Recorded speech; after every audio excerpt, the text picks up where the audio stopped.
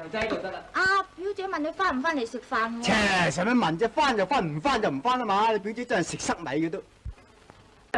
嘿，你哋全班都係食塞米嘅你。我問你幾多桶啊？我話你哋全班飯桶啊！你記錯咗啦！我哋唔係叫飯桶，我叫垃圾桶，唔係油漆桶。我養兵千日就用在一時，你兩個食塞米㗎？嚇？係啊。攞唔翻。阿飛，你家真係食塞米啦！你睇下得唔得啲水，2桶水夾埋都唔夠1桶。我咁多衫，點夠洗衣服啊？哎呀！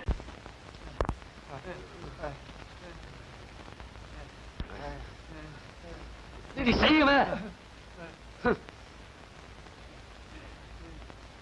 通通係食塞米，咁多人都唔夠人嚟打，我養你哋有咩用啊？係咪啫？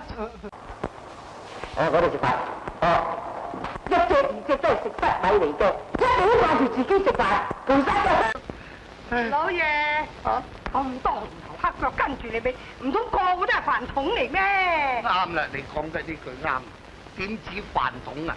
成棚都食塞米嚟，俾嗰個神經俠一嘢兩嘢，我都明白。你個老糊塗，你正一食塞米，同族競相。我話你都懵㗎，正一啊食塞米啊，無端端響街市帶個女仔翻嚟，又話佢係阿嫂，仲要我。喂，老趙啊，嗰班食塞米就係做乜嘢㗎？抄咁耐都抄唔到翻出嚟，咁實點㗎？我咪同你講過啦，你安分守己，我留你喺度食塞米都冇所謂。你而家打親我啲朋友喎，算點㗎你？